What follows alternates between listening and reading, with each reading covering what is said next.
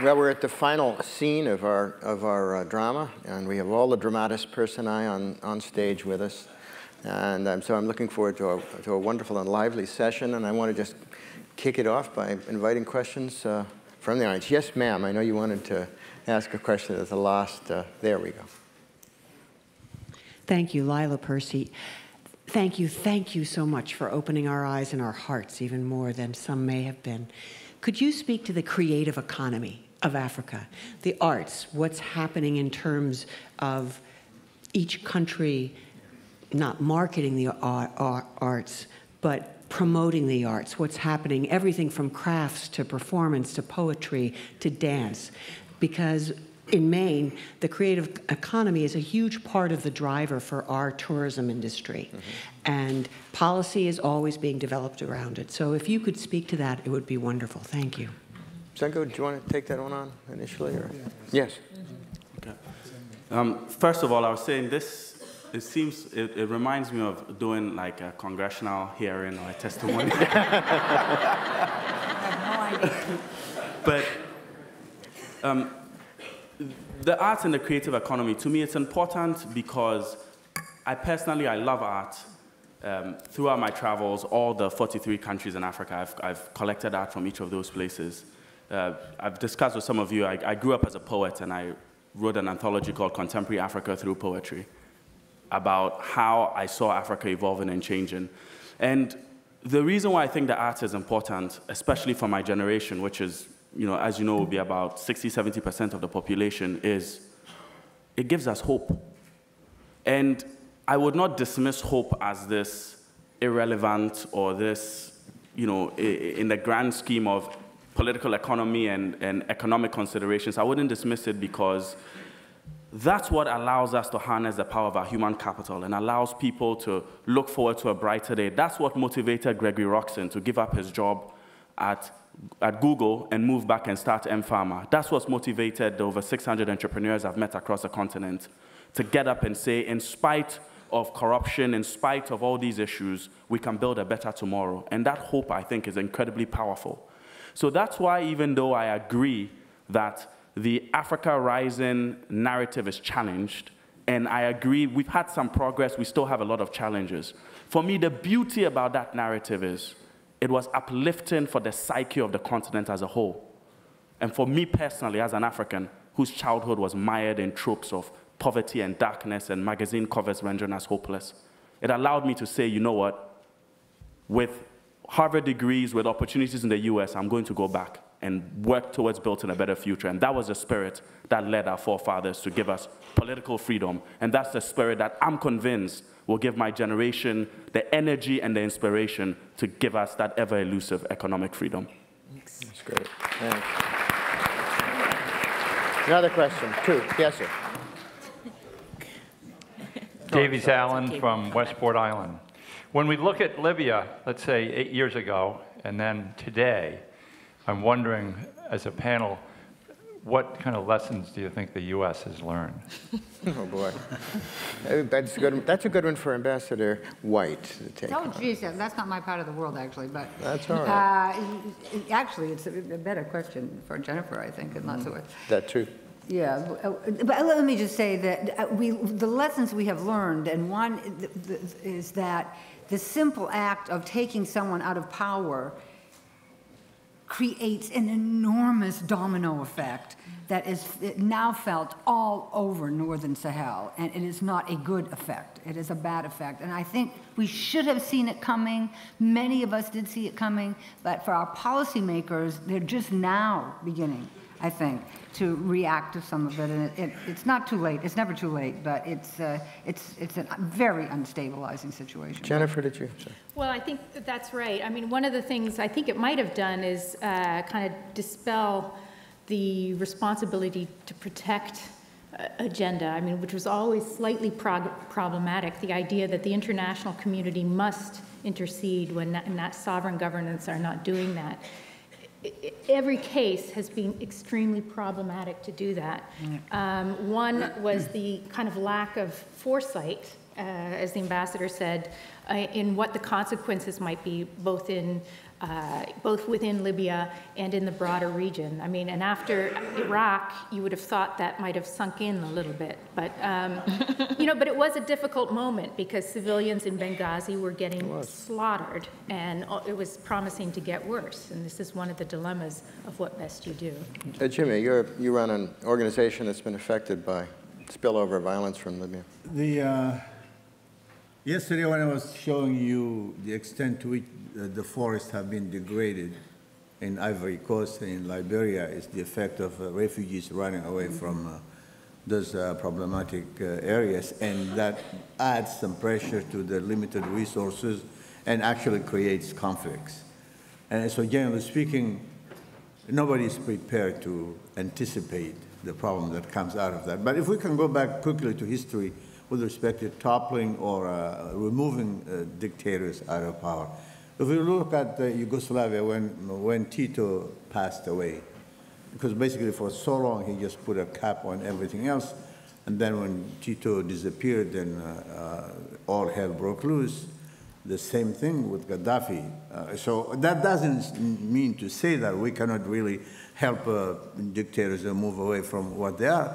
For the last 15 years, a lot of movements have occurred. People have really began engaging in democratic processes. So we will not necessarily see the likes of what happened in Yugoslavia, what happens in Libya. And so nowadays there's a lot more discussion, engagement, civil society, citizen engagement. And so they also know the extent to which the pressure that comes out from refugees. You go look at Central African Republic going into Chad, and all of a sudden it displaces internally. And what happens to me in SILS, that is, when we go and plan some development activities for Mali, and then Niger and Chad and so on, all of a sudden it actually complicates matters maybe tenfold. And so the resources you have available to design and implement activities are no longer sufficient. You have to go back out to donor community and say, this is what I've got. And you all know naturally how fast the international community responds. So it creates a tremendous amount of headache and heartburn, and you caught in between trying to solve this problem initially for which you designed the project, and then the second thing is, what do you do with the population that is actually running away for dear life? Okay. Yeah, I wanted to come back to the creative economy for just 1 second. Thank you. Just to say, the creative economy is exploding in spite of our governments. And the first country you go to, you know, we all in Africa, we all bow to Nigeria. Yeah, there's somebody was telling me, argue with Kingsley. I said, there's no argument with Nigeria. They're just so big that, and the Nigerian, so the first thing was mentioned earlier by somebody, I think it was Paul actually, Nollywood. The second biggest film industry in the world in terms of production, and has overtaken the world. Nigerian films are not only viewed in Africa. The biggest market, I think, actually is in Europe and the United States right now, and has spawned things like Iroko TV, which is one of the most interesting companies. It's the Netflix, it's the Nigerian Netflix. So that economy is booming. Music has always been in Africa. So there in music, we bow to the Congolese, always, because Congolese rumba influenced music around, influenced American jazz, influenced, Cuban music, and so on. And then I want to talk about the Nigerian, how do you say plasticien? The painters, the painters and sculptors and so on. African art is huge in Europe right now. I mean, African artists are selling at prices that are just mind-boggling. So that economy is blooming. But I think your concern might be the little kid who wants to learn, guitar. The little kid who wants to learn how to paint still does not have many places to go. And that's why we always come back on governance. Little point on Libya, just that there are no easy lessons from Libya. That really, Jennifer, who, by the way, I tweeted out, gave one of the best presentations I've ever heard an American give on Africa.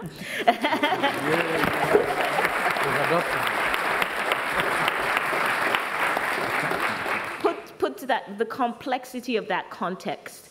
Gaddafi going down was clearly, you wanted a dictator to go down, but all over, especially Francophone Africa, you should have seen the internet. It was support for Gaddafi. You would have, yeah.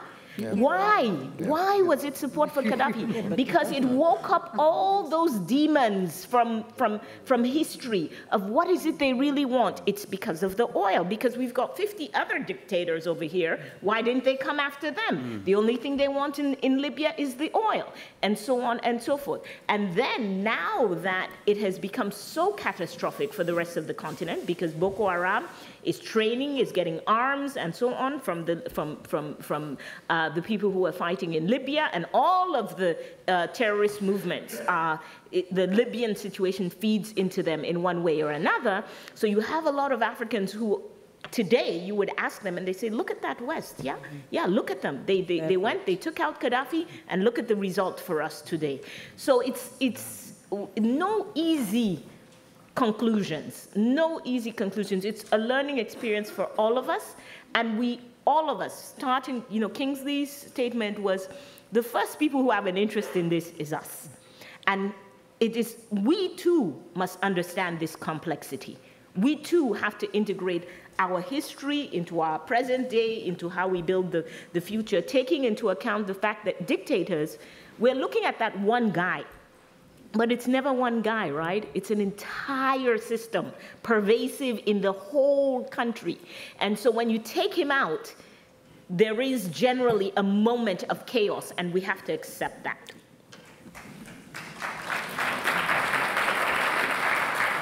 Fabia, did you have a comment? Well, fortunately, Ka has answered most of what I wanted to say. The arts are always truncated, even here at the Camden Conference, and yet they are vital. That is what brings us together. The music of Africa, the arts of Africa. I mean, even books now are being read across the continent, and there are publishers now, African publishers, Cassava Republic, Farafina in Nigeria, Kwani in Kenya, Jacana in South Africa. I mean, I'm encouraged. I travel a lot like Sangu around the continent, and I also collect, so double you, since my age is almost double yours. No, but the most extraordinary things are happening, and yet governments pay very little attention to the arts.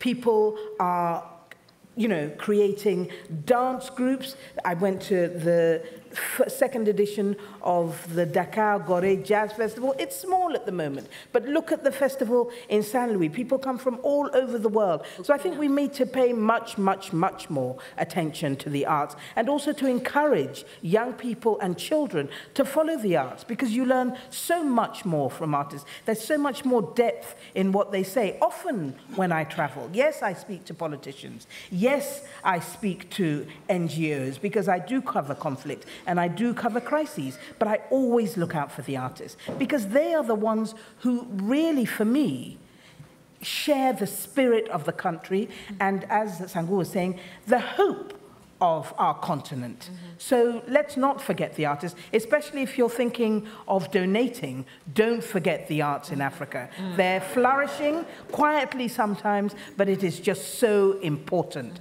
what is going on the continent. Thank you. Remember, geopolitics or the arts? Okay, I just want to add a little bit on the creative arts, the creative industry.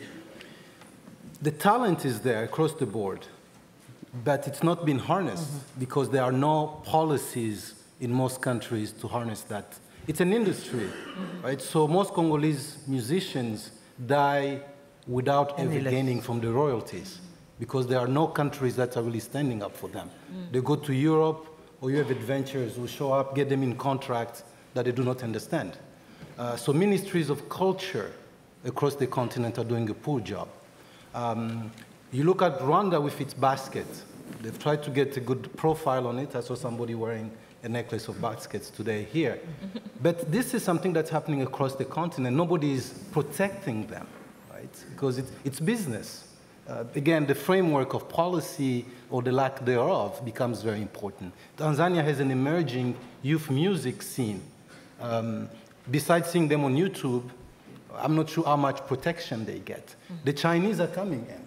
So the Chinese are very good at copying and reproduce exactly what you do in your country. So the Cuba velvet, the African prints, now being produced in China, made in China. So again, Africans have not protected the creative. But I can tell you right now, the Chinese cannot dance like Africans. Or sing.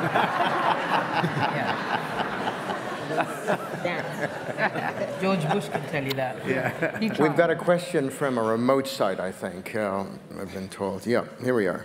This is from Rockland, Edison Yee. This is a large question.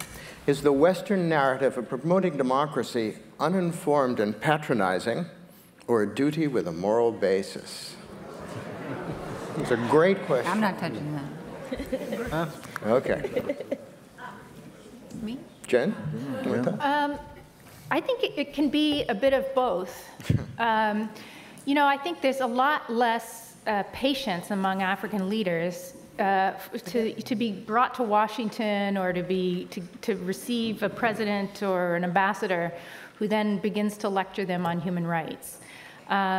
It is often perceived as patronizing. Criticism of President Uhuru in Kenya, who was allegedly implicated in the violence of the 2007 elections in Kenya, when the Assistant Secretary of State kind of called him out on it and said, you know, people's choices will have consequences, that actually had the effect of rallying people together with him so that Uhuru and his co-indictee at the International Criminal Court became the president and the vice president. So it can backfire a little bit.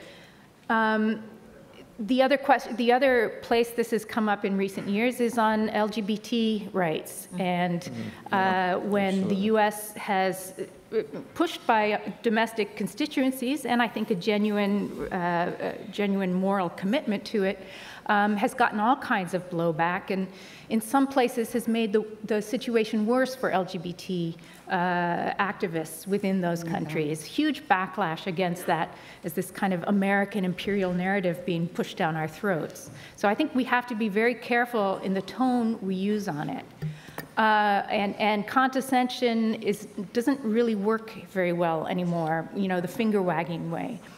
The thing that has changed is that within so many of these countries, there are the levers of change are there. They are activists, they are youth, they are LGBT activists, they are reformers within government. And so I think for the United States going forward, we're not going to turn anybody democratic. What we can do is help empower and on the margins, those groups within who are going to actually affect the change. That requires a little bit more humility and a little bit more nuance in our approach than it has in the past. This is a very large subject, and there are lots of hands, and that's great. Kai. I think just in addition to what Jennifer has just said, it also requires you being a little bit more honest. Get off your high horse. Everybody knows what you've done in your own history, what you've done around the world. You are not the good guys, and then there are some bad guys. You have done some really great things as a country. You've done some really amazing things. You've accomplished wonderful things. You have also done horrific things around the world, and people know that. So when you come from a moralizing standpoint, they don't believe you. It's as simple as that, because we just need to look at South America and all the chaos you created there. We look on our own continent, like Jennifer was pointing out today. If you look at the history of the United States, just in DRC, you can't today moralize Kabila over human rights and democracy and so on based on the role that you've played in his country. So I think one of the things is that looking at each other as equals is also in humility, to say, you know, we've made some of these mistakes in the past, and we know that it is, in the final analysis, it's better to respect human rights. In the final, so it has to be more of a conversation. So that's one point. The second point is that in terms of, so there's a question sometimes, somebody also said, corruption, is it an African agenda? Democracy, do Africans want democracy? Yes, unequivocally, yes. The people who get into these into these discussions with you generally are part of the power system who want to maintain their status quo. In my country, government carried out a survey to ask Cameroonians what they thought the top 3 things that should be improved in terms of governance. Number 1 was decentralized power, bring power down to the local level. Number 2 was corruption. And only after that came water and electricity and so on. So people on the ground understand, they understand these concepts. And then the last thing I would say, as I said yesterday, building the democratic narrative from our own history. Right. We have democracy in our history. We have democracy in our traditions. So building it from there also makes a lot more sense. Other comments? Sengu? Yeah. And then Ali. I think a couple quick things. One is, it goes back to what Kingsley said earlier about us having a worldview. And what does democracy mean when we say democracy? Yeah. Right? And what does it entail? We can't have a situation where, going back to what was said yesterday about language and how we describe certain things. So in some ways, democracy happens when the results we want happens. And when we push for democracy in my mother's land in Egypt and the Muslim Brotherhood gets elected, suddenly that's not the democracy we are talking about. And we don't have to, democracy, even in the founding of this country, if we go back to the founding fathers, they were worried about democracy left unchecked. That was why they set up checks and balances to protect against mobocracy. That's why you had an independent judiciary that's going to be very strong, that's going to protect minority rights.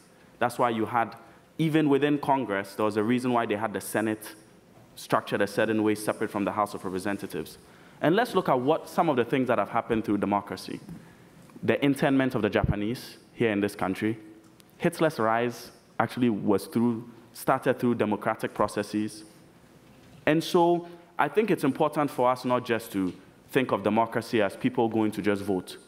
Voting and elections is not democracy. No. We need to have a worldview as Africans and define what does democracy mean for us, what matters, what's important, and come up with our own system that works for us, meets our needs and our aspirations, and allows us to be able to negotiate with the world, as Kingsley alluded to earlier. And we can look at the American system and learn from it. We can look at the Singaporean model, we can look at the Chinese model, but ultimately we have to come up with an African model that works best for our idiosyncratic needs and aspirations. Thank you. Other comments on this? We have a couple. Jimmy. I think we learned. If you look at the U.S. model, it's dating back to many, many centuries. You look at the European models, we bring it down to Africa. We just need to use that knowledge for historical purposes. But right now, what we have is, if we just single-handedly go and look at the Burkina Faso example, it's a classical textbook approach to why, when the people said enough is enough, the guy ran out of town. I'm not to say that this is the only place that is going to be the example, but if you look at Botswana, if you look at Senegal, the rotating in and out, recently Mali, despite the many problems, there is something new going on. So we can no longer get lost into this and that. We don't need to define this and that. We just leave it at that. We have right now sufficient knowledge and opportunities to just, go look at what people are doing in Botswana, what people are doing in Senegal, how did the process go in Mali, and a few other places. Take that and then sink it into the Burkinabe case or basket, and you say, okay, citizenship, educating the citizenship just with respect to the law. What does the Constitution allow them? And His Excellency was the U.S. ambassador in Chad when I was working for USAID under his leadership. At that time, if the U.S. stuck with Chad, when we just began dealing with democracy-related issues, if we just took the Chadian constitution and actually went around the country and did seminars, workshops, and equipped citizens with their right in that constitution, what those seminars bring out is that, oh, it actually levels the playing field. The government guy and this guy and that guy can no longer do things because the poor mom and pop will actually brand to them. This is what the Constitution says. Case in point, when we tried to modernize the customs service under his leadership, we put in money, we conducted the research, we found out exactly what the problems were, and then we took that and we blanketed the country, and all of a sudden, if you have a sack of onion going across the border, the little thug sitting there is not going to tell you you need to pay $10, where in fact the government signed that it is only $2. So it's simple. Let's not waste too much time into what worked back there 100 years, 10 years. Right now we have 15-year democracies in Africa working beautifully well. We take that, we look at what Burkina did, and then we begin really seriously, I mean, big thinking, no more little talks here and there. The differences among the African countries is so huge, but that does not matter because those countries, in their various differences, some of them have succeeded beautifully, and that's where we should start. Can I just say Yes, one? Pam. Yeah, let me just give a quick example about Haiti. In 1986, we took out Baby Doc, and you know he was dumb, but he wasn't really evil like his father. And my father, under the Cold War, we loved him, right? He was evil. But in any case, we took him out on day one, and Haiti was a mess. And there was looting, and there was rioting, and what have you. And I looked to the U.S. ambassador, and I said, well, you know, what are we going to do now? And he said, we're going to have an election. An election? There's no democratic institutions whatsoever in this country. There's no judiciary in this country. There's no political parties in this. There's no freedom of the press. How in the heck are we going to have an election in this context? But you know what? The United States of America, we keep saying elections do not democracy make, but we don't believe it. Mm-hmm. We believe an election is the first symbol of democracy, and I think it's very unfortunate. Mm-hmm. Very unfortunate. Yeah. Mm-hmm. Everybody agree with that? No. I think it is true that the election is the first step of democracy. No. I mean, I've observed elections. You have to have things to build the election. Correct, but you have to start. I mean, you need the local leadership to come in and buy in the process as well. I observed a couple elections in Congo. Actually, before I say that, first of all, we need to understand democracy and freedom is a natural right of every individual. Mm-hmm. It's not a gift from the US or from China, from anyone. Mm-hmm. So we cannot be thinking Chinese don't bring democracy. No, the people want democracy. Mm-hmm. They fight for it. Yeah. They get it. Yeah. Our job is simply to help them shepherd that process whenever we can. Mm. So observing the election in Congo and being there on a rainy day and seeing women showing up at 5:30 a.m. with the babies on their back, they believe that the voice will count. So our job then is the international community, because we are part of that community, to ensure that that vote counts. And I think sometimes we ask the wrong questions. We ask questions like, we don't see the right candidate. Well, the process is equally important. Mm-hmm. So if you never took that first step to have credible elections, there's no way you're going to get to that democratization. So it is true, maybe Haiti was going through a mess. And it still is. And it still is. But let's at least try to harness this mess and try to get something good out of it. Mm-hmm. Because eventually, this is the debate we often have about countries like Rwanda. Okay. Is Kagame good? Is this the good model because the economy is working or people are getting public health? Okay, but what about the other question? What happens when your leader dies? Because that's a question we all should ask. And they have elections Young every year. people do die. I mean, Chavez died. We thought Chavez would live as long as Castro. He did not.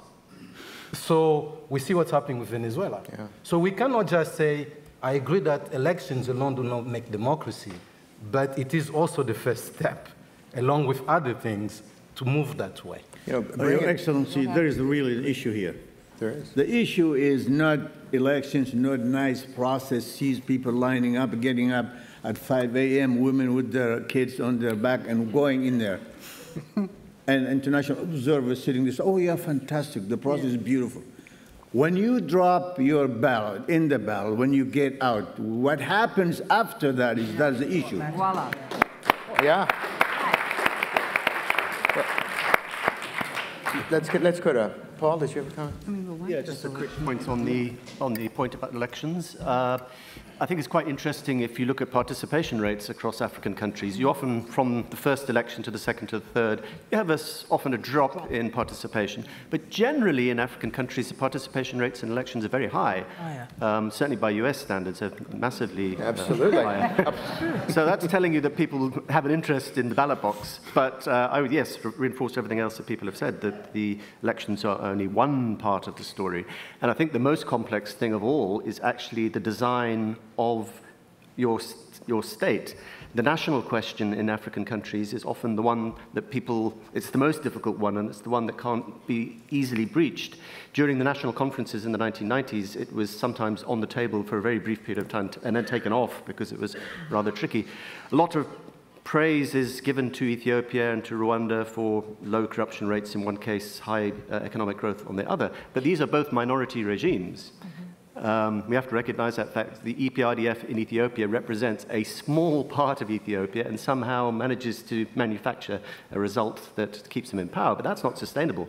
Nigeria has been wrestling with the national question for longer than most people and probably has come up with a solution that kind of works. A federal character in Nigeria has actually held Nigeria together in quite a successful way, but it's different for every country, and I think that's, there is no model that can be imported from somewhere else. Each country has its own history, its own dynamics, and outsiders can do little more than assist in various ways with people, as it were, working through their national version of the national question. Let's go to Jen quickly, and then to... Well, it was quasi-answer. One thing on elections, and I guess I'm with Mbemba on this, there's no other way to tell who people want to lead them. And Kagame can say, well, everybody supports me 100%, or EPRDFs can say 100%. The country supports me 100%, not a single opposition member in the Ethiopian parliament, in the Ethiopian assembly. So a free and fair election, and you try to improve that over time, is the only way that you can actually assess what people want. The other thing is that we do focus on the elections and the competitive multi-party aspect of elections, and I think Paul was alluding to this, what you really need for a democracy is a social compact at the center, and everybody to believe that they are better losing within this system than they are just throwing their toys down and walking out. And so how do you build a sense of collective national future so that everybody stays within the rules of the game? And you can do that. I think arts and culture and those kinds of things can play a huge role. Sports figures, you can do it by linking regions economically so they don't love each other, but they depend on each other's success, for example. And I think that's perhaps where a lot more work in fragile states can be done. How do you build links of interconnection and interdependence within a country? Thanks. Kingsley, you want? Yeah. Thank you. I just want to add a couple of things based on what Paul has said and Jennifer. Even in the Western world, democracies are not the same.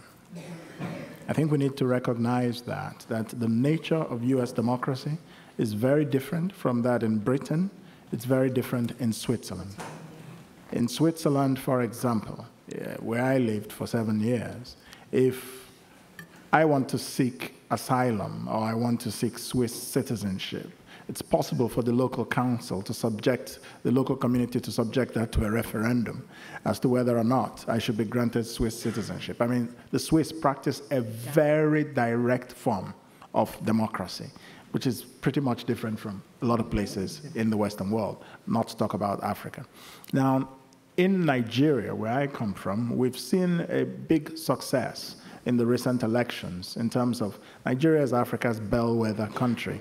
And we've seen a big success recently in the elections that brought Muhammadu Buhari to power. Nobody believed, a lot of US analysts had predicted that Nigeria would break up in 2015 because the political contest, the natural resources contest, all sorts of things would sort of come together, and the system, the falcon would no longer hear the falconer, and things would fall apart. But it didn't happen. Why did it not happen? When President Jonathan, when it became clear to him that he was losing the election, he did a very heroic thing by African standards. He had made a statement that his ambition was not worth the blood of any Nigerian. And I think that that's, a lot of people don't agree with Jonathan, and I certainly have issues with the way he ran the country. And President Buhari was more popular, and that's why he was elected. But the fact that Jonathan conceded, gave him a phone call, the way Sanders called Clinton and, all that, you see it here, it's normal here. In Africa, those kinds of phone calls, the concession phone call, the call that Al Gore made to George Bush, even when a lot of people felt Al Gore might have won the election and what happened in Florida, blah, blah, blah. But, the hanging chads and all that, you know what I'm saying? Yeah, but we don't want to go there. But those kinds of calls are not very common in Africa. But Jonathan made that call to Buhari, and that's how our democracy survived, and Buhari became the president.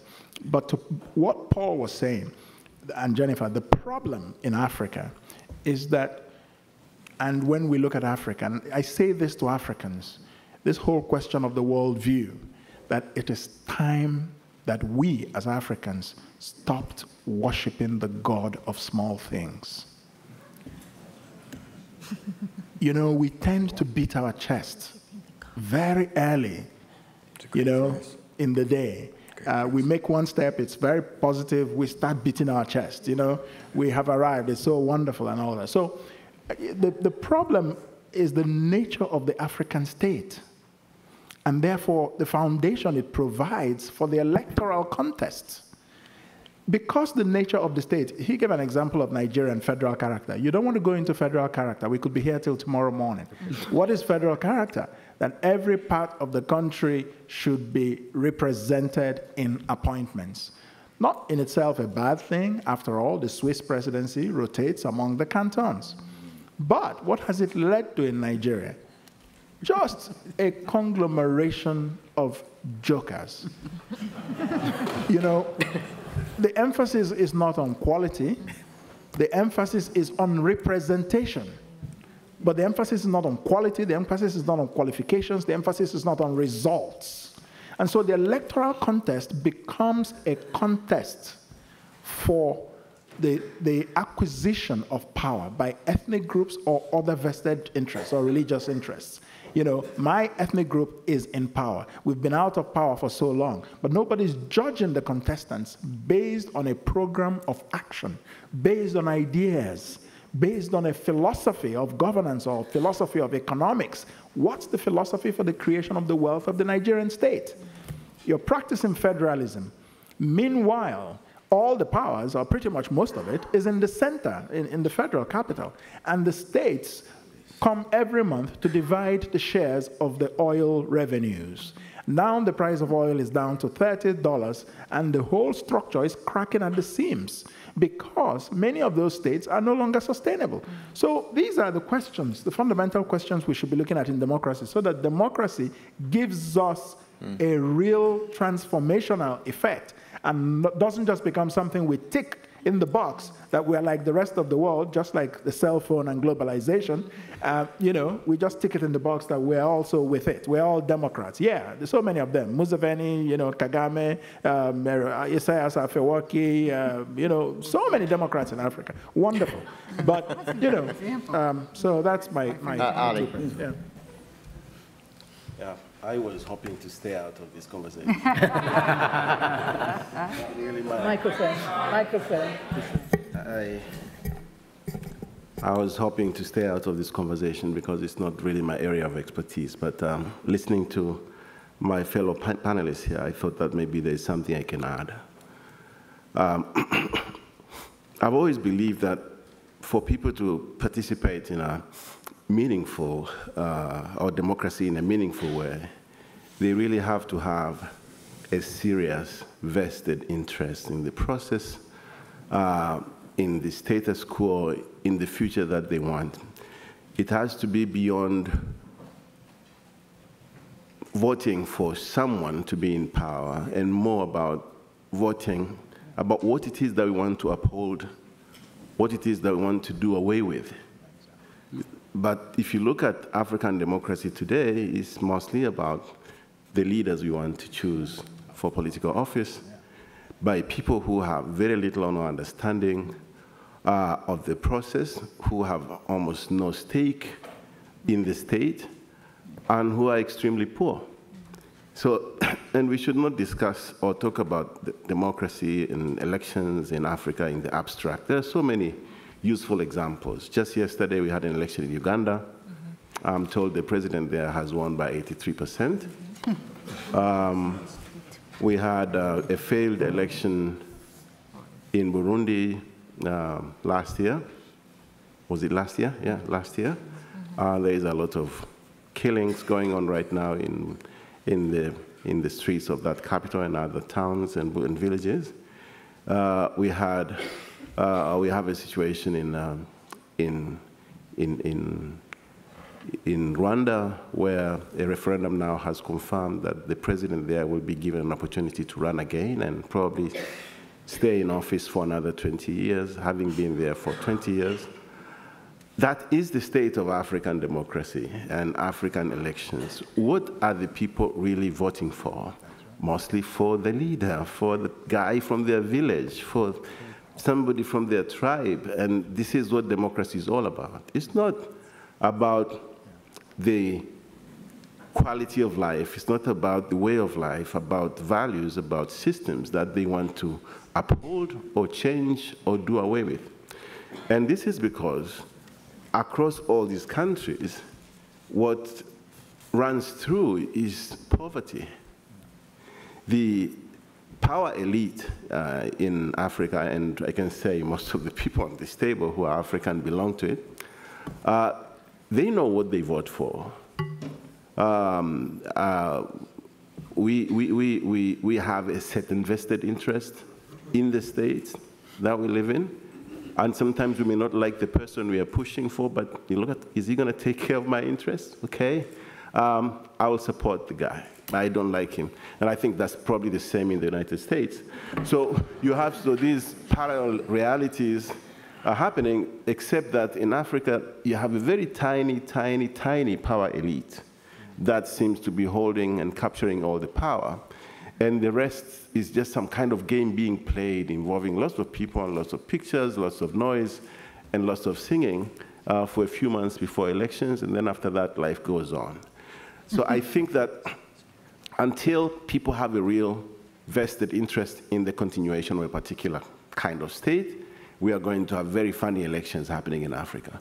But what's the future of democracy in Africa? I think people are going to learn from practical examples. People are going to look at what kind of democracy does North Korea practice? What kind of democracy does China practice? Because these are models of states that a lot of African countries are looking to and saying, maybe we can learn from them. What kind of democracy does Singapore?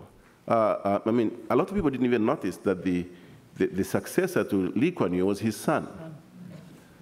If it's Laurent Kabila, it's a problem in Congo. In Congo, Kabila took over from his son. In Bongo, in Gambia, or Gabon, it was sun. In Togo, it is the sun. In Uganda, it's going to probably be the sun.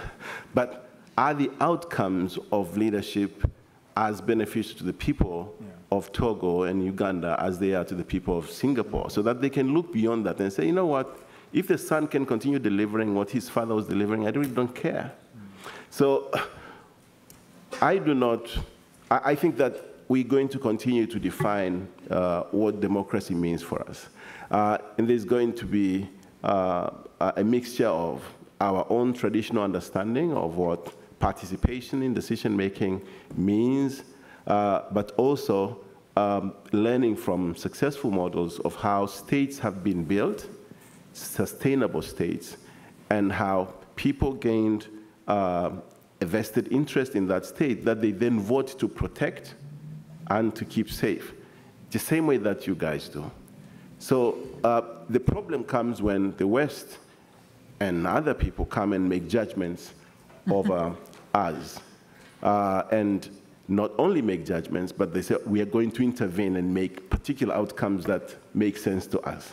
And then you have the chaos like you have in Libya. In Libya, they may have had a dictator that was so unsightly and terrible, seen from the Western lens. But this is the guy who was providing for his people education, modern infrastructure, and all those things. And look at what the West has made of Libya today. And from especially that Libyan mistake, it has made the West such a less credible place from which we can learn how to move forward when it comes to building our societies, unfortunately. And I think we need to learn that lesson. We've got, Sangha, before that, we do have one candidate, candidate for, somebody who's run for election here. Yes, I was going to speak to that, but I also wondered because the audience, I see a lot of... Good, well, did you want to? Yeah, I will definitely say what I have to say about elections. Great. Okay. Let's go quickly to our question back. I think we need to do that. Yeah. So, in the back, number 3, please. Yeah. Thank you. Darrell Libovici, Salem, Massachusetts. We've heard repeatedly throughout the conference of the critical importance of hearing African voices on the topic of Africa. So my question is, how do those of us who don't live there continue to hear those voices? That's a great question. The New York Times by itself doesn't do it. The Washington Post doesn't do it. Not even NPR by itself does it, with respect. Where do we go? Where are the sources of the information that we should have? Thank you. Great question. Ophebia. Yeah. You're the source, right? Ophebia. Africa. There are, sorry. No, go ahead. Go ahead. No. Go ahead. Well, no, it's simple. We come out of Camden as one unit, big unit, and we'll communicate. You'll hear from us. We'll go to different websites. All these fine ladies and gentlemen have connections, and then you don't hesitate to send us a request, and then if we don't have the answer, we'll certainly pipe it through our various outlets, and then we'll get back to you. And that's how we're going to make this movement really account for something. And while we're on the subject, we need to get out of here with saying the model, traditional model, did not work.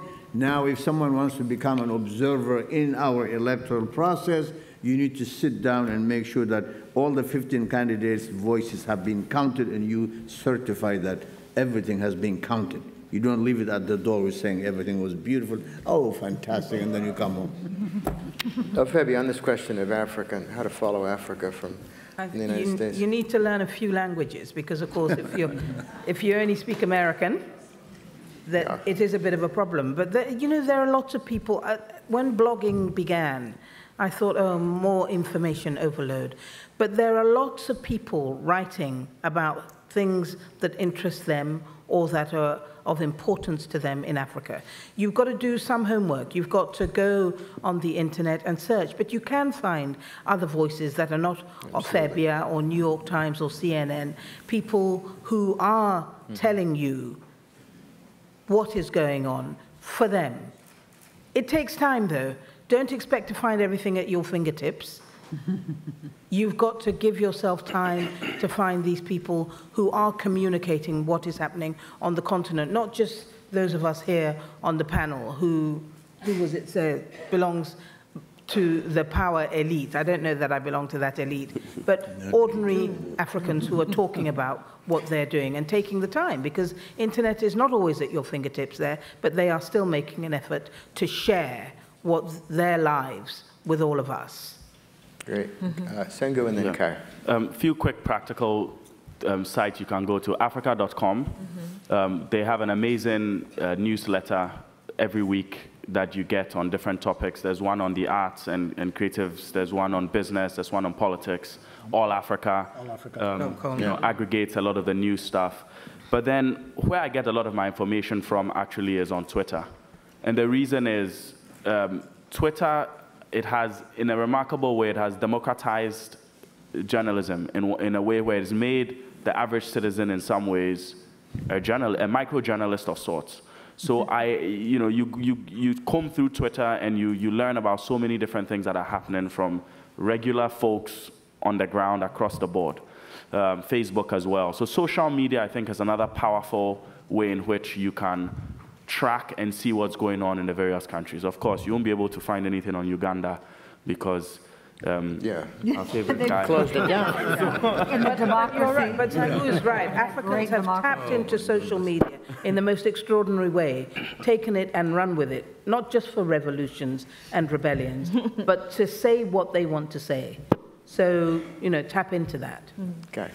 Yeah, a couple more, especially creative economy people. There's a site called Trust Africa that has amazing African designers, fashion designers, and so on. But really, if you just Google African news, you will be overwhelmed with the information that you have. I want to say, so as the only person on this panel who has actually participated in 3 elections, I want to say about as a candidate. I want to say about electoral process. So right now, in terms, it's important to do, elections are important, but I don't think they're the first step. I think you have to get to elections when you've done a couple of things on the way. One, because why did Jonathan concede? So Jime said we now have enough examples on the continent where we can learn from. The Nigerian successful election in 2015 does not start in 2015. It starts 2 elections before. Right. Because the emphasis on the process began 2 elections before. And they started working on that process, putting in the biometrics, and actually the real hero of the Nigerian election is not Jonathan, it is the president of the Electoral Commission. Yes. Yeah. Yes. Who refused for those elections to be maneuvered with, and he came out, and knowing an African country, his life was on the line at that moment because there are a lot of vested interests, especially in Nigeria, and for you to come out and to say, no, you will not maneuver this process, you will register everybody, you will get everybody their electoral, their voting cards, or we will stop the election. He's the real hero of that election. So those are the processes, and those are the things that, in my opinion, the international community does not look at sufficiently. So you have this huge budget for election observation, and I said to my friend Vemba, if there's one thing you can just take off the agenda, it's a waste of time for any political candidate, is election observation. What does an election observer do? They come, they observe, there was fraud, they write a report. You mean international observer, because you have to have local observers. You much more important, and where you have a lot of difficulty, I know because I've tried getting funding for, is training election monitors. Election monitors are people who represent the candidates, who actually sit in the polling booths, and who can stop the election by most laws. If they see fraud, in the name of the candidate they are representing, they can raise their hand and say, you got to stop the process now, and they can call out to the Electoral Commission and so on and so on. So we have to look at the process and know exactly where it is that we must invest. The other thing you have a lot of difficulty with is educating the population.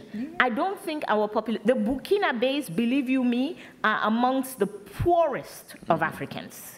Burkina Faso, I think if it's not number, it's in the top 5 of the poorest countries in the world, okay? But they are the Africans who stood up not for a candidate.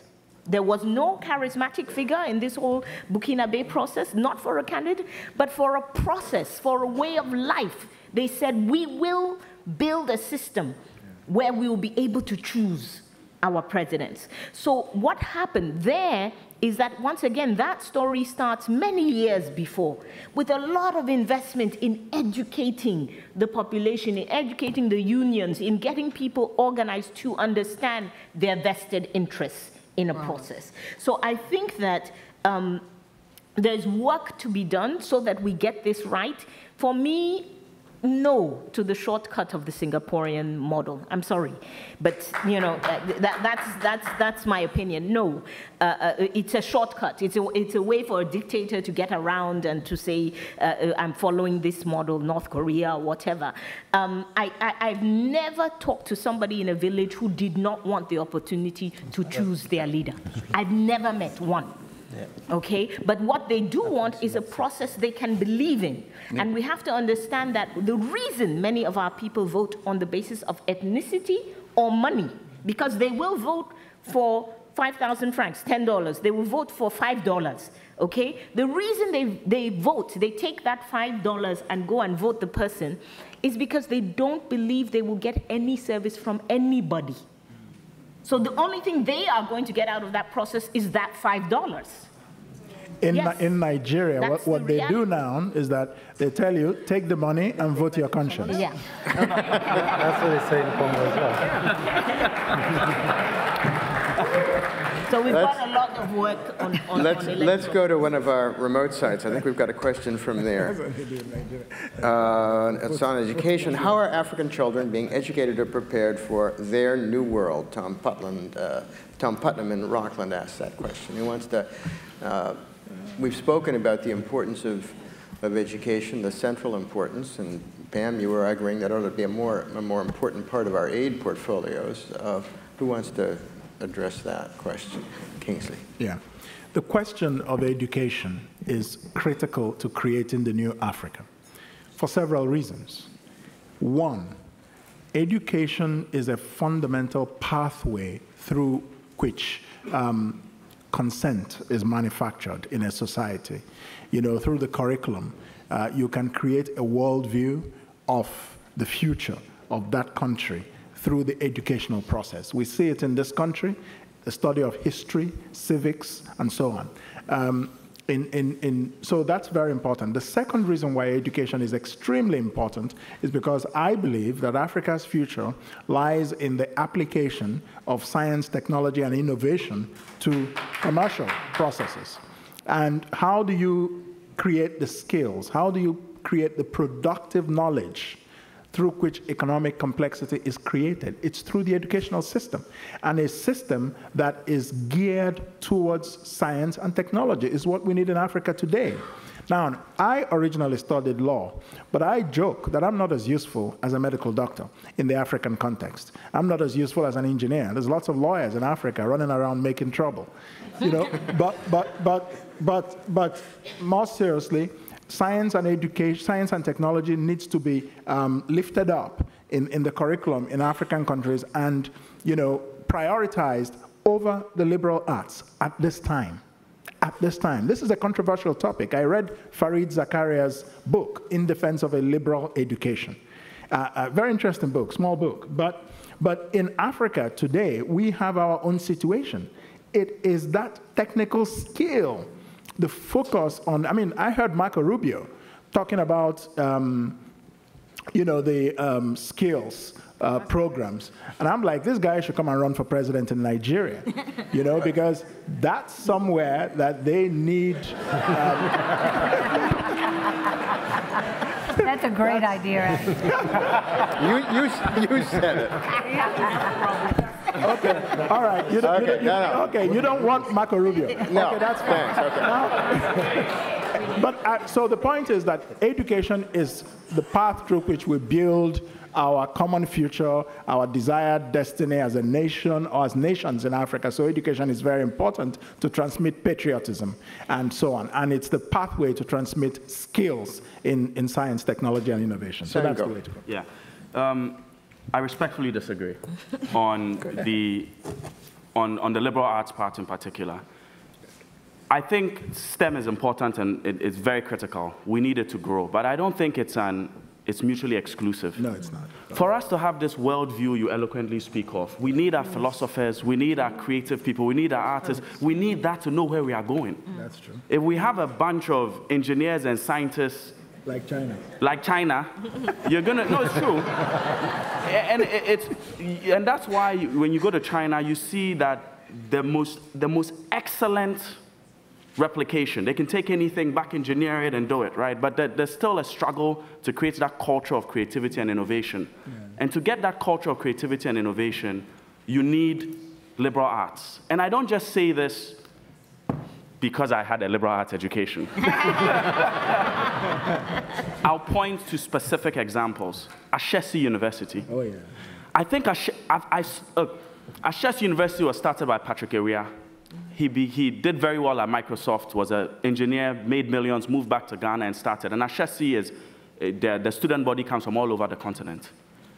In a short period of time, Ashesi it prides itself on producing ethical leaders. Mm-hmm. The graduates from Ashesi are so incredible that most multinational companies that come only exclusively hire from Ashesi. Mm-hmm. And I've had Ashesi students work with me right next to Harvard students. Mm-hmm. And as proud as I am of my Harvard education, there was just no difference. Yeah. And their ability to be creative, their ability to come out with innovative solutions. Most of the top entrepreneurs now I know in the country, Ashesi graduates. And Ashesi gave me so much hope. And what gives me a lot of hope also is, how do we harness technology to scale up education? Fred Swanecker, who started the Africa Leadership Academy in South Africa, now has a new project called ALU, Africa Leadership University. His plan is to build 25 world-class universities across Africa. And it's to do it differently. Fred's argument is saying, look, the old model won't work. If we're going to wait and say, let us build brick and mortar, and let's build, Bowdoin and MITs and stuff, if you actually calculate how long it'll take, how many we need to build, it won't be able to catch up. So Fred is saying, can we use MOOCs? Can we use new pedagogical methods to harness this, demographics and figure out ways people can, new ways of learning, basically. Yeah. And I think that mobile technology, seeing how we can use the mobile phone to now proliferate educational materials, there's a lot of e-learning possibilities that I imagine out of it. I think we fundamentally have to rethink how we're equipping the leaders of the future, our children, with their skills to compete. And the last thing I want to mention is, every time we talk about education I'm passionate about, but we necessarily have to think about it not in isolation. So if I can build the Harvard of all schools, but if a child gets there by age 5, keep in mind that 85% of a child's cognitive development happens from age 0 to 3. So if they are not getting good nutrition at home, by the time they get to that school at age 5, it's over. They already can't compete on a playing field. So we cannot just think of education in isolation. We have to think of nutrition. We have to think of clean water, where it's majority of girls who go and carry it. And so you see, they lose 2-3 hours a day because they're going to fetch water. So we have to think of gender. Yes. We have to think of education as it connects and links to these other interdependent factors. Thank you. Kai, and then Ali. Okay. So the thing is, just building on what Sangus just said, and and I hate to do this. Jennifer and I had a conversation at lunch yesterday. Kagame is such a problem for us because he's so not a democrat, he's so really a dictator, but he so well delivers on basic services. Yeah. And Rwanda. I think this is Rwanda, yeah. So I think we can learn from the delivery process in Rwanda. They are doing exactly what you're talking about. The educational, first of all, Rwanda has a gender officer sitting in the Ministry of Finance. For every sector ministry to get its budget passed, the gender officer looks at it and ensures that your ministry is going to deliver in a way that improves on gender equity. Amazing. I don't know of any country in the world that does that. So they look at that in terms of education, they look at that in terms of how you're doing agriculture, they look at that in terms of how you're delivering healthcare. So, and they're looking at, when I spent some time in Rwanda at the end of this year, their agriculture strategy is linked in with their Ministry of Health and with their Ministry of Education. Because they're looking at that 0 to 3. Are we growing the right agricultural products that will provide nutrition to the children and then have healthy children who are going to school and so on and so forth. So I think the thing that we can take from Rwanda is that it's possible. It can be done. It can be done in Africa. Rwanda is a very poor country. It still has very low literacy rates in compared to some other African countries. So this can be done in a very difficult situation. Ali.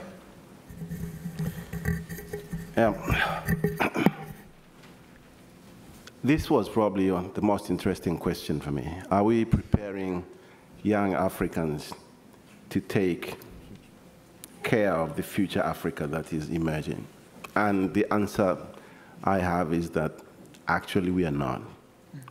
I mean, we would all want to wish we're building universities, we are coming up with all creative ideas of how education can be expanded, but it's just not enough. In almost all African countries, more than 85% of kids will not get more than 7 years of education for the next 20 years. That's the reality today. Most kids, 85%, will go as far as 7th grade, primary school. That's it. But this is a continent of 1 billion people. Today, Africa's ratio of graduates per capita is the lowest in the world. Let me start with the highest, which is, I think, South Korea today, about 87%. Finland, in the 70s. Most of Europe, 50 to 60. The United States is around 50%. Can anybody guess where Africa lies? 3%. And there is so much work to do. And there is so little money to invest in education. Governments that are trying very hard to educate kids in Africa are spending as much as 25% of their budget on education. But the best they can do is push only 15% past the 7th year of education. So, under these circumstances, you have to prioritize. You have to prioritize. And you have to target what you want to achieve over the next 10, 20, 30, 40 years. So when people are saying we need to invest as much as we can in training kids to become engineers and scientists, there is a reason. It's not because we don't care about liberal arts. It's not because they're not important. But it's because you want people to become leaders over what? Great leaders of what? Of dumb people, malnourished people, sick people. You can have philosopher ruling over that kind of people. That's not what we want.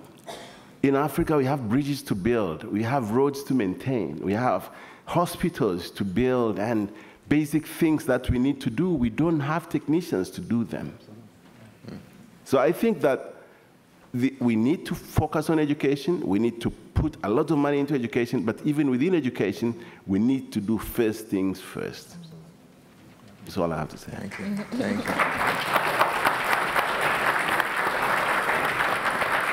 We're almost out of time. One last question, sadly. Yes, over here. I mean, Sango has a point, but South Africa. We've heard a lot about Nigeria, but the other big economy and big democracy is South Africa. What's the future for South Africa? Oh, God. It's, you know, there are clearly some warning signs there. We have somebody who wants to take that one on? Jen? Oh, Jen. Jen first. Jen, go ahead. Jennifer, go ahead. You don't want to depressing answer. Well, I'll start out anyway. I mean, there's a lot of gloom about South Africa right now.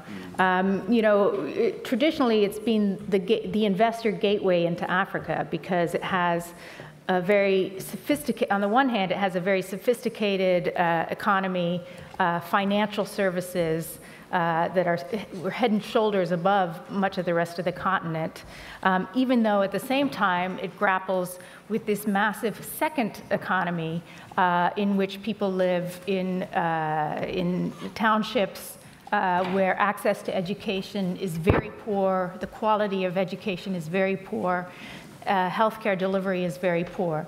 So the new South Africa inherited this deep structural divide that even, I think, in the best of circumstances would be, with the best of intentions, would be very difficult to bridge. But I think leadership has not perhaps prioritized the things that most needed to be prioritized. Right now, South Africa is looking very bad because the fall in commodity prices has hit their mining sector extremely hard. You have a lot of strikes and labor unrest within that. Labor and the unions are a key part of the tripartite ANC alliance, which is labor unions, the Communist Party, and the African National Congress. And so there's all kinds of divisions and fomentation happening within the ANC. Leadership with great scandals. The parastatals, like the electricity parastatal, there were 90 days of rolling blackouts in the first half of last year because the electricity parastatal was just so completely malrun. South African Airways is just, it's gone through 12 executive directors in like 8 years or something. You recently had the head of South African Airways wanted a deal done. The finance minister says this makes no sense. I'll not sign off on it. The president fired the finance minister. There was such an outcry. He replaced him 2 days later. It seems like a country where the leadership is somewhat adrift, where businessmen, there is new elite that may be less white than it was before, but it is no less kind of a closed, inaccessible elite. And growing frustration from that vast majority of people who have seen benefits. You don't want to negate that entirely, but not the kinds of benefits that they would want or expect, not fast enough. I think they're going through a moment of potential political turmoil. I think ANC is going to be losing a lot of power in some of the urban centers in the coming year. Ultimately, you hope that the ANC, which is currently getting challenged from the right and from the left, either gets its act together to deliver or breaks apart eventually, and it becomes a more fundamentally democratic place with greater choice. So that's just my... We are, unfortunately... Oh dear, I went too long. No, not at all. We're out of time. But let me ask the organizers, is there time for one more exchange? One more exchange? Yes. You can, but let's take one more question from the audience. Oh, Paul. Okay. Paul. Sorry. Okay, well, I'll keep it very quiet. Yes. I mean, very quick, rather. Very quiet as well. I endorse everything that's been said. I mean, South Africa, you could look at it different ways. Many of the institutions are not firing very well. There are some, however, that are exceptionally good. The Constitutional Court in South Africa has played an excellent role. The police, on the other hand, you have a serious problem. But the one thing that South Africa has in its favor, I think, is a highly politicized population. In the last elections, people came out and voted overwhelmingly for the ANC. The next week, they were out on the streets demonstrating at the failure of the government to deliver basic social services. And there's no contradiction between those two things, in fact. The present leadership of the ANC is very disappointing, and what's even more worrying is that there is no cohort coming in behind. But South Africa will have its generational shift, I think, quite soon, and the people who've grown up in post-apartheid South Africa look at this country in a totally different way and won't be prepared to put up with what people have put up with in the last decade or so. So actually, personally, I'm rather an optimist in that sense. Thanks, Paul, very much. One last question, really one last question. One in the back there. Thank you. My question will sound out like a comment, but it's actually a question. First of all, I'd like to salute the panelists. It's heartwarming to see that the experts of Africa, out of these experts, 70% are people of color, and only 30% are people without color. Or of a different. Over the past 2 days, I've had these thoughts rolling in my mind. I've lost some of them. But today, I think Kingsley brought up this worldview thing. And yesterday, there was a bit of a wrinkle over Pan-Africanism or individualism. I don't see any mutually exclusive element in these two concepts.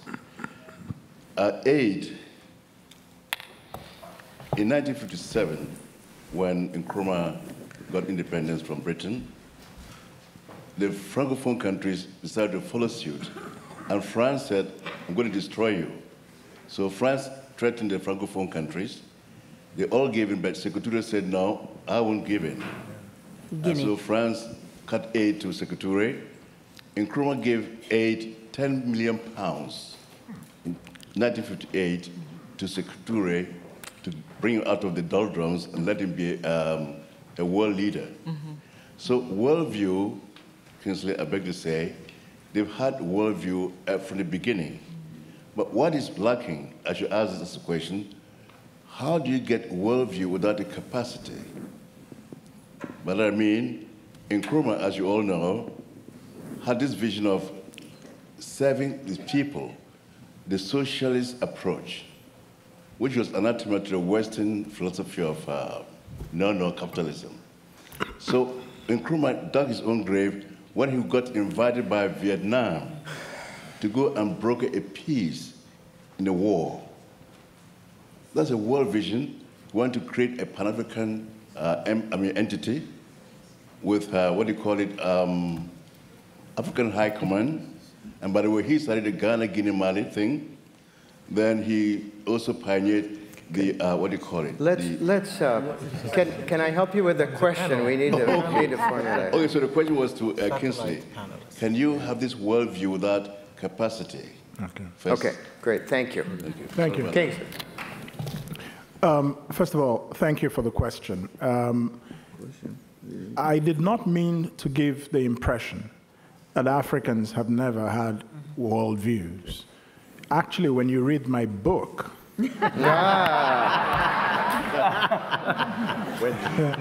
you will find out, and that's one of several things that you'll find out, that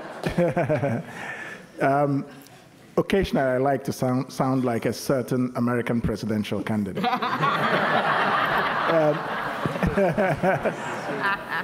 But African leaders had a political worldview in the struggle for decolonization in the 50s and 60s. And that worldview was very coherent and spectacularly executed. And that's why, after a while, colonization could no longer continue in the continent. So they did have a worldview, but it was a narrow worldview that it was focused on politics and on freedom. It was a worldview of freedom from oppression. Now, the worldview that I'm talking about that is transformational, you know, there's a song that says, now that we found love, what are we going to do with it? African states found freedom, and what did they do with freedom? The reason they couldn't do much with the freedom is because they lacked an economic worldview. A lot of the contemporary history of Africa has been framed by political subjects, whether it was decolonization, and straight out of that, the Cold War, where there were, proxies between two fighting powers. And so, because of all these things, they did not develop an economic worldview. So now, to answer your question about how you can actually develop this worldview. Now, it is the task of leaders in most societies to chart a path for the future for their citizens. And so, but where our leaders are not doing that, I think it's now fallen to a new generation, people like Carr, politicians who are going for leadership in their positions, to begin to come up with these ideas. But for them to come up with these ideas, they have to understand it.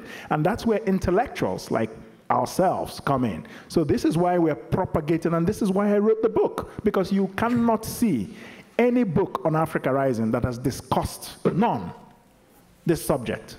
And yet, it is what lies at the root of Africa's possibilities. So it's not an easy challenge to meet, but I believe that leaders have a role, but for leaders to be able to make that happen, they need to be sensitized to the importance of this. But I think the old generation of leaders has failed us, clearly. And I think it falls to the new generation of young politicians who are coming up to begin to build this worldview. So, but first, it has to be propagandized. It has to be, the idea has to really gain currency as to why it matters. And that's why people write books. Guy, we're going to give you the last word, Kai. Oh, great. Thank you. There is one thing related to having a worldview that we have not mentioned at all in this conference. I think it's important. It's remittances. That is, Africans who live in the diaspora sending money back to Africa. The amount of money they send far surpasses, I think it's double actually now, far surpasses development aid. Yes. So one of the things about this worldview, and I speak to Africans in the diaspora, it's nice that you're sending your mom money so that she can maybe go to a hospital. It's nice that you're sending your brother some money to pay for his school fees in a school that's not functioning. We've got to figure out how we organize remittances into transformational investment.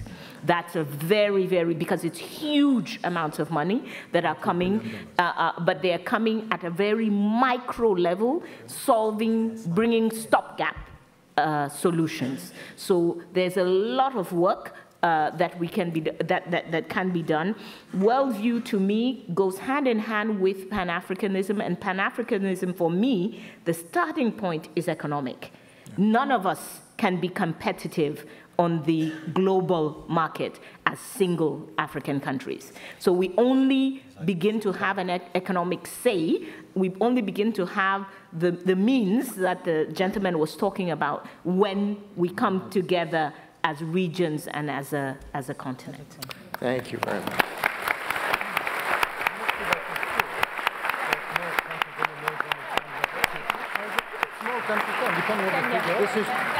This has been absolutely fabulous.